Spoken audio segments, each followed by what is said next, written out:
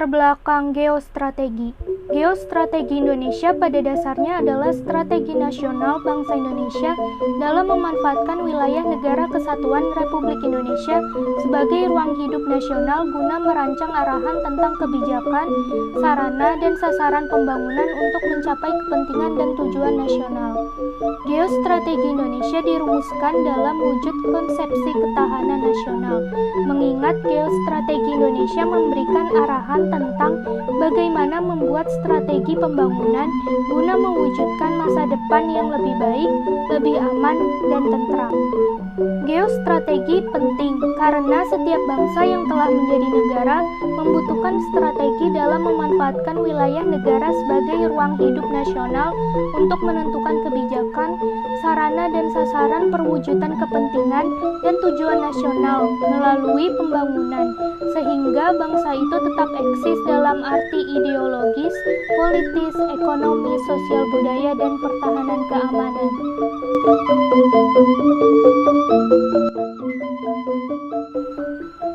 Pengertian geostrategi. Geostrategi berasal dari kata geografi dan strategi. Geografi merujuk kepada ruang hidup nasional, wadah atau tempat hidupnya bangsa dan negara Indonesia. Strategi diartikan sebagai ilmu dan seni menggunakan semua sumber daya bangsa untuk melaksanakan kebijaksanaan tertentu dalam keadaan perang maupun damai. Dalam kaitannya dengan kehidupan suatu negara, geostrategi diartikan sebagai metode atau aturan-aturan untuk mewujudkan cita-cita dan tujuan melalui proses pembangunan yang memberikan arahan tentang bagaimana membuat strategi pembangunan dan keputusan yang terukur dan terimajinasi guna mewujudkan masa depan yang lebih baik, lebih aman, dan bermartabat. Bangsa Indonesia memandang geostrategi sebagai strategi dalam memanfaatkan keadaan atau konstelasi geografi negara Indonesia untuk menentukan kebijakan, tujuan, dan sarana-sarana guna mewujudkan cita-cita proklamasi dan tujuan nasional bangsa Indonesia.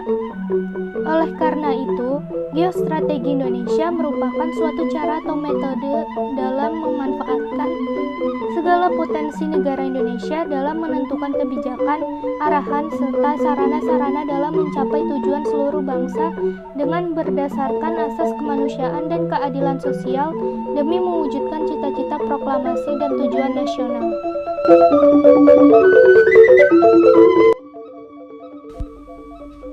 Pada awalnya, pengembangan geostrategi Indonesia digagas Sekolah Staf dan Komando Angkatan Darat Bandung tahun 1962. Perkembangan lingkungan strategi di kawasan Indonesia ditandai dengan meluasnya pengaruh komunis. Saat itu, geostrategi Indonesia dimaknai sebagai strategi untuk membangun kemampuan teritorial dan kemampuan gerilya untuk menghadapi ancaman komunis di Indochina. Pada tahun 1965, Lembaga Ketahanan Nasional mengembangkan konsep yang lebih maju dengan rumusan bahwa geostrategi Indonesia harus berupa sebuah konsep strategi untuk mengembangkan keuletan dan daya tahan, juga untuk mengembangkan kekuatan nasional dalam menghadapi dan menangkal ancaman, tantangan, hambatan, dan gangguan, baik bersifat internal maupun eksternal.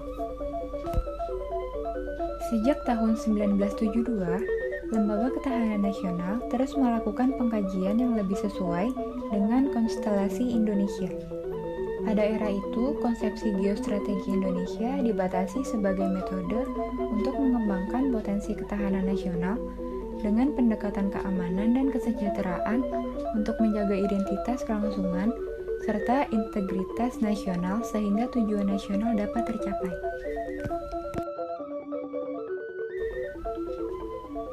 Terhitung mulai tahun 1974, geostrategi Indonesia ditegaskan wujudnya dalam bentuk rumusan ketahanan nasional sebagai kondisi, metode, dan doktrin dalam pembangunan nasional.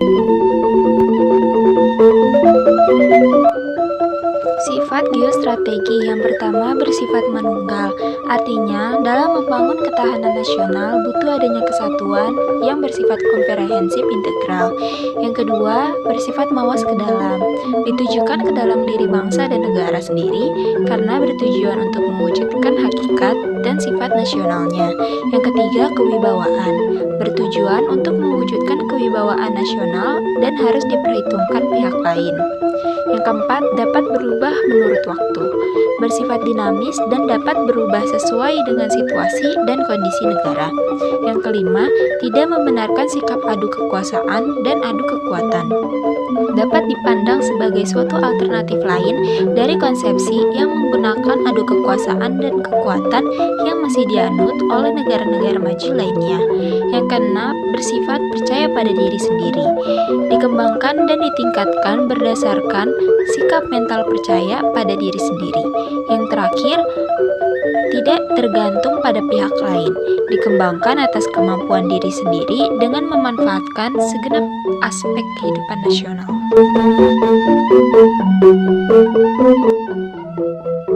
Tujuan geostrategi. Tujuan geostrategi ini untuk menunjang keberhasilan tugas pokok pemerintahan, seperti yang pertama, tegak hukum serta ketertiban. Yang kedua, terwujudnya kesejahteraan serta kemakmuran. Geostrategi Indonesia ini ialah sebuah strategi di dalam, kemudian memanfaatkan konstelasi. Yang ketiga, terselenggarakannya pertahanan serta keamanan. Yang keempat, terwujudnya keadilan hukum serta keadilan sosial. Yang kelima, adanya kesempatan rakyat untuk mengaktualisasikan diri.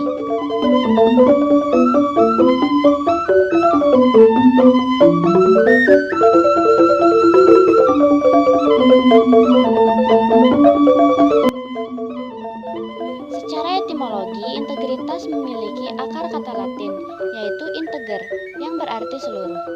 Sesuatu yang berintegritas merupakan sesuatu yang utuh dalam keseluruhannya, sesuatu yang tidak terbagi, dan suatu nuansa yang keutuhan atau kebulatannya tidak dapat dihilangkan.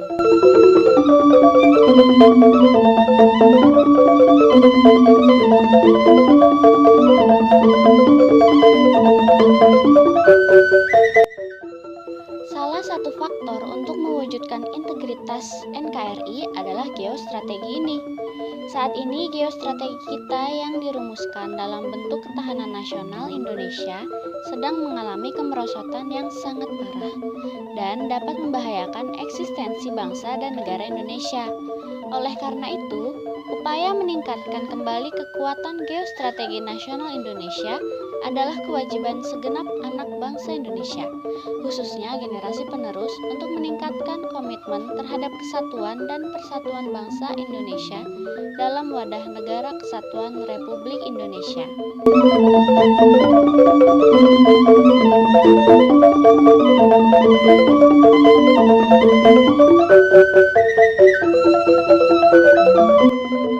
Selanjutnya, ada faktor penyebab kemerosotan integritas NKRI.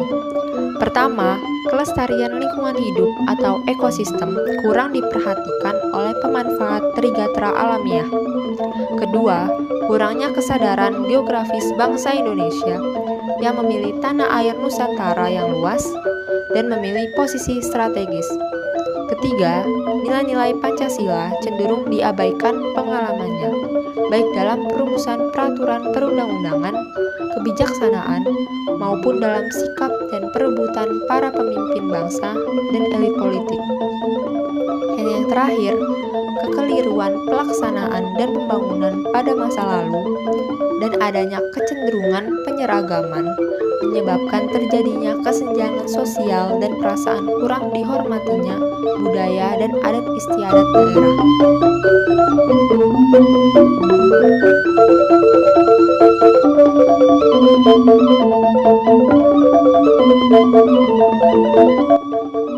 Cara memperkokoh integritas nasional. Yang pertama, mewujudkan stabilitas keamanan berdasarkan supremasi hukum dan penghormatan terhadap HAM. Yang kedua, mewaspadai oknum-oknum subversif dari dalam dan luar negeri. Yang ketiga, memberikan alokasi anggaran yang memadai bagi TNI dan Polri. Yang keempat, pembangunan nasional yang berbasis pada sumber daya nasional.